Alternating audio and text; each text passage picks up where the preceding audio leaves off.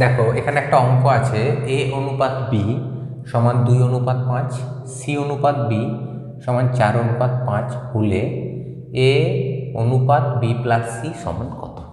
এবার লিখছি প্রথমের এই যে অনুপাতটা, a অনুপাত b সমান 2:5। এখানে আছে সি অনুপাত বি, এই অনুপাতটাকে আমি একটু ব্যস্ত অনুপাত করছি, অর্থাৎ বিপরীত।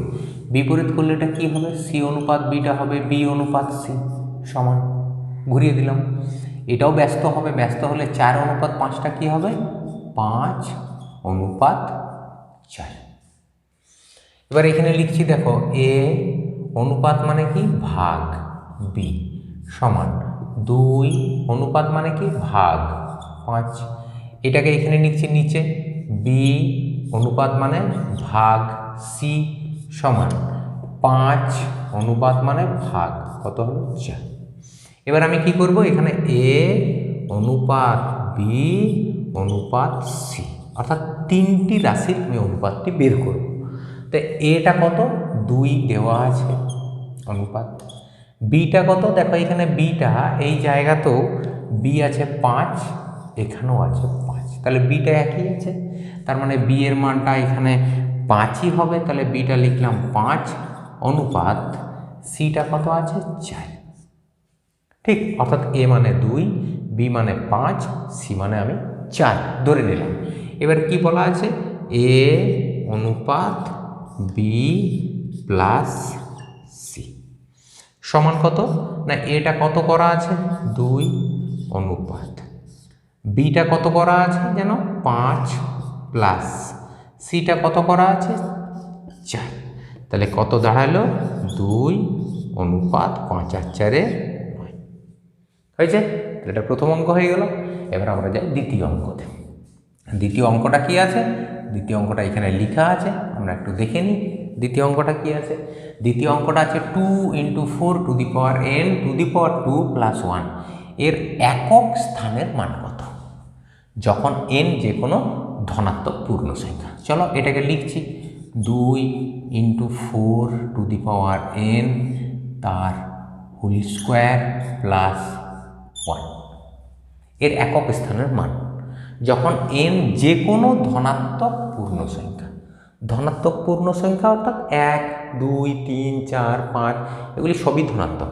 আমি প্রথমে এটা করার জন্য প্রথমে n এর মান, এই যে n এর মানটা 1 লিখব।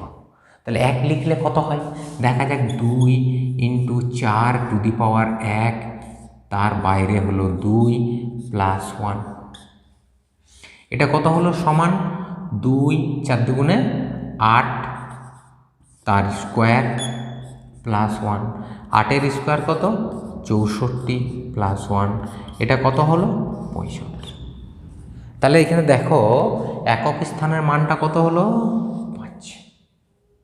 আবার যদি আমি মনে করি যে যদি অঙ্কটাতে n এর মান যেখানে আমি 1 ধরেছি, এই n এর মানটা যদি আমি 2 ধরি তাহলে কি দেখা যেত, n এর মান 2 ধরলে কি হয় একটু দেখা যাক।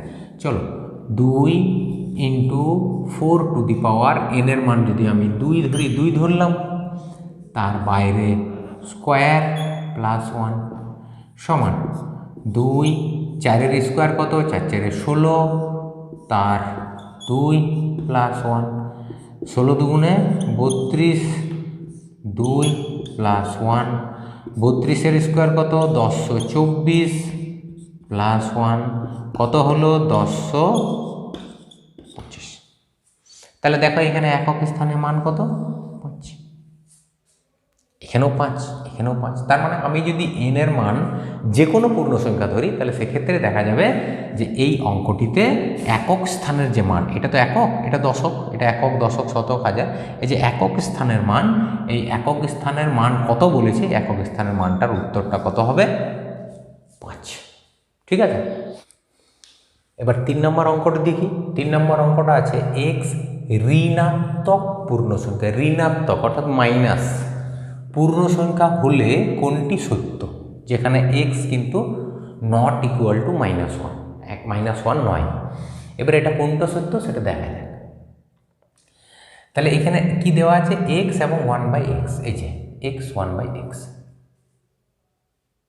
চলো দেখি প্রথমে এক্স, আমি যে কোনো একটি মান ধরলাম এক্সের মান আমি মনে মনে কত করলাম, এই জায়গাটাতে যদি করি এক্সের মান এরটা দেখা যায়, এক্সের মান আমি মনে করছি যেহেতু এক্সের মান -1 হতে পারে না, তাহলে -2।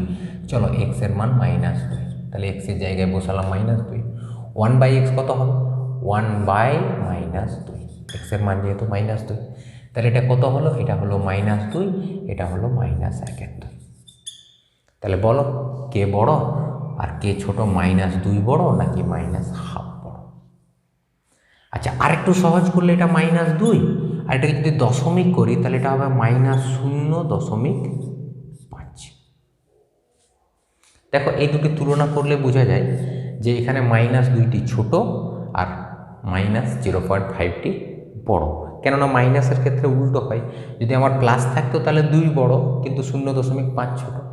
মাইনাসের ক্ষেত্রে 2টি ছোট, -2 ছোট আর 0.5 হচ্ছে বড়। তার মানে কি এটা ছোট আর এটা বড়। এটা যদি ছোট হয় তাহলে এক্সটি ছোট আর 1/xটি বড়। তার মানে 1/x যদি বড় হয় তাহলে এরকম চিহ্নটি হবে। তাহলে কোথায় এরকম চিহ্ন আছে দেখা যায়? বি এরটা। তার মানে এখানে উত্তর কোনটা হবে? বি। ঠিক। 4 নম্বর প্রশ্নটাতে যাই। 4 নম্বর প্রশ্ন কি দেওয়া আছে? দেওয়া আছে √2n সমান 1024। ঠিক, √2n সমান 1024কে দেখো এরকম লেখা যায় 210, অর্থাৎ 10টি 2-এ যদি গুণ করা হয় তাহলে কিন্তু হয় 1024। তাহলে এইবার এই জায়গাটা কি হবে? উভয় পক্ষকে আমরা বর্গ করব, অর্থাৎ এরকম করে যদি আমি উভয় পক্ষকে বর্গ করি, এটারও স্কোয়ার এটারও স্কোয়ার, তাহলে কি দাঁড়ালো? এখানে এই যে রুট আর স্কোয়ার চলে যাবে, কি পড়ে থাকলো? 2n সমান এখানে কত পড়ে থাকলো? 210 2 20।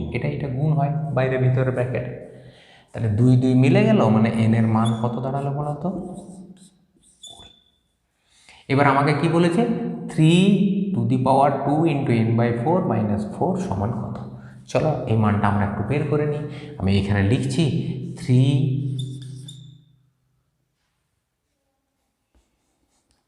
এখানে লিখলাম 3 2 n/4। n মানে কত? 20/4 মাইনাস কত? 4। এটা কত হলো দেখো? 3 2 20কে 4 দ্বারা ভাগ করলে 5 - 4।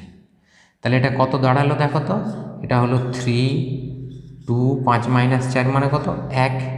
তার মানে এটা কত হলো? 3 2 1 2, অর্থাৎ 3-এর স্কোয়ার। 3-এর স্কোয়ার মানে আমরা জানি 9। ঠিক আছে, তাহলে এটা হলো 4 নম্বর।